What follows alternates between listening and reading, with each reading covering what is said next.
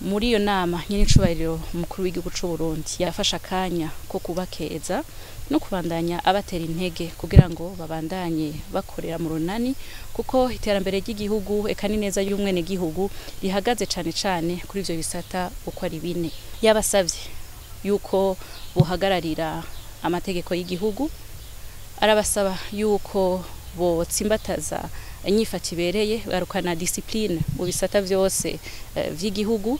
Yabasavye kandi yuko bogira ibishoboka vyose kugira ngo umwene gihugu aroranirwe eka no gukosora ivyari vyarononekaye nubwo biboneka yuko rimwe hariho abidoga canke abatabinezerererwa kuko baba bafise inyungu zabo bwite.